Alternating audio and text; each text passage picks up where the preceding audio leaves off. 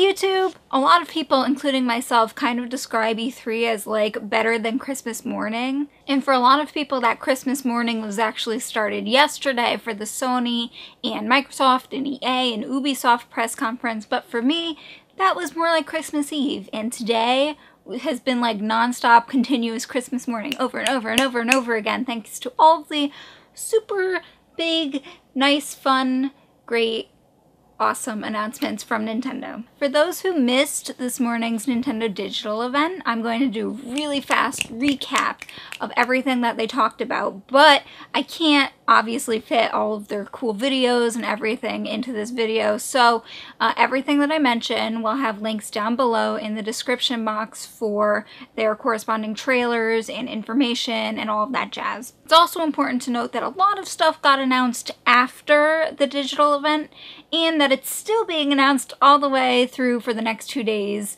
so don't expect for this to be everything from Nintendo at E3, because things like Mario Party 10 already got announced. They've confirmed the Professor Layton versus Ace Attorney. I said that backwards. Just keep that in mind, and I'll try and keep you all updated as I go on Twitter and stuff.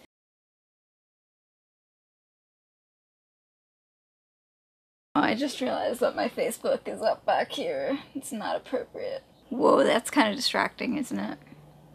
Oh well. The show immediately moved into a fight, which is actually happening behind me right now, of Reggie versus Iwata, and they were just like duking it out, which segued into Mii's being available in Smash Brothers, which quite honestly I forgot was not announced yet. So yes, Mii's are now going to be playable characters in Smash Brothers. There's 3 different move sets for them. You can be a brawler, which is obviously fighting with your fists and your feet, a sword fighter, which is obviously carrying swords and doing kind of close combat melee weapon fighting, or the gunner, who's doing more ranged combat. While talking about Smash Brothers, Nintendo also announced their new Amiibo figure system, which is using the little NFC figures that are red. You put them on the Wii U gamepad and it reads the data, and bam, you've got these characters in Smash Brothers. Smash Brothers on Wii U will be the first game to use these amiibos, but they're saying that it's actually going to be brought to Mario Kart 8 and some other games going forward. Next, we saw Yoshi's Yarn, which has now been renamed to Yoshi's Woolly World. And it looks absolutely adorable and really fun. The level design so far looks really great from what they've shown. The next announcement, if you could get past Toad's super screechy, awful voice, is Captain Toad's Treasure Tracker, featuring my favorite Toad personally, next to Toadsworth. And then finally, they managed to get into the Zelda Wii U title, which is not named, and there wasn't too much shown for it, but what was shown was absolutely beautiful. I will admit that I definitely teared up a little teeny bit, it's true. The new Zelda game should be completely open world, features a new Link, of course. He looks pretty young, and the style looks somewhere in between cel-shaded Wind Waker and somewhere around Skyward Sword. I'm super excited for that, but there's just about no information for it yet. But at least we got something. Then there was a quick little commercial, it looks like probably the TV spot for Omega Ruby and Alpha Sapphire, which is coming this year, and we already knew that, so that's cool. We did get a new trailer for Bayonetta 2, which is coming this year, and it showed off some new costumes for Bayonetta, dressed as Peach, Link, and Samus. I'm not sure if that's all of the costumes that she's got, but I think they're interesting enough as it is. Also revealed Bayonetta 1 will be included with the Bayonetta 2 game on the Wii U, so if you missed out on the first one, you can get it very easily because it's included. Super cool. We also got a bunch of new Hyrule Warriors footage, which is extremely exciting because I'm really hyped for Hyrule Warriors. Is coming in just a few months. It was revealed that both Zelda and Midna, Imp Midna, are going to be playable characters in Hyrule Warriors. Also, in a new trailer that's been released, we got a little view of Ganon. That's exciting. A new Kirby game for Wii U was also announced. It looks like a sequel to the Kirby Canvas Curse game on the DS. It's called Kirby and the Rainbow Curse, and it looks like everything's actually done in clay or some type of 3D animation that's made to look like clay, which is pretty cute. Monolith Soft's title that was previously just called X is now Xenoblade Chronicles X, And we saw a bunch of cutscenes from it, which are very, very anime. There's just very anime dialogue, super anime eyes, anime plotline. But I'm super excited for the game. It looks really great. I cannot wait till it comes out. But that won't be this year either. Mario Maker, which was leaked earlier this week, was announced for the Wii U, and it will be featuring both old-styled Mario games that you can create and new-styled ones, like New Super Mario Bros. Nintendo also unveiled a super cute new IP called Splatoon.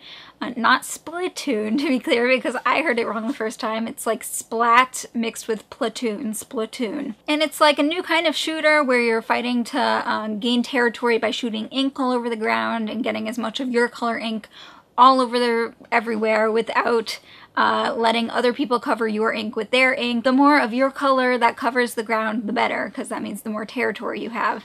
It also features characters that switch between squids and people, and so they can actually swim through their own ink faster and stuff like that. It's a really cool new concept. It's very unique, and I'm really interested in it. And then finally, the last two announcements that were super quick at the end are that Palutena is going to be a playable character in Smash Bros. Wii U and 3DS, which I'm super excited for because I love Palutena. She's one of my favorite characters and I'd really like to cosplay her. I'm also planning on cosplaying Zelda from Hyrule Warriors, but that's another story. And we were shown Miyamoto, who was playing a game on the Wii U and talking about how he wants to use the Wii U controls in new, unique ways. And even though they didn't say it, it was pretty obvious that what was on the screen there was Star Fox. And then after the show, they actually did talk a little bit more about the Star Fox title. It's going to be on the Wii U. They have a demo available on the show floor of E3, so there's a lot of footage of that going around, and I'll put some links to that below. I don't know about you guys, but I thought that Nintendo handled E3 fabulously. I think they showed off a lot of stuff that people wanted to see, stuff that people weren't expecting, like that new Splatoon game, and they did well, if you ask me. A lot of people say that E3 isn't a competition, but really, it is. You have the three main companies and then a bunch of other developers that are really fighting for your attention, for your loyalty, and for your money. It's a competition. But the thing is with this E3 competition is that for each person, you know, based on what you want to play and what you wanted to see, there's a different winner. And for me, obviously, the winner was Nintendo. Microsoft and Sony showed off a bunch of shooters that I'm not particularly interested in, or I'm interested in them, but not to the extent that they got me excited. Whatever. Nintendo's IPs like Zelda and like Yoshi never fail to excite me with their new titles, and so whenever I see something new, it's excitement to the point that sometimes I have literal tears in my eyes. I was tweeting in all caps, and you know that's a good sign. This is just supposed to be a quick nitty-gritty update for everything that you might have missed at the digital event, so you don't have to watch the whole thing, but all of that being said, I recommend that you do watch the whole digital thing regardless.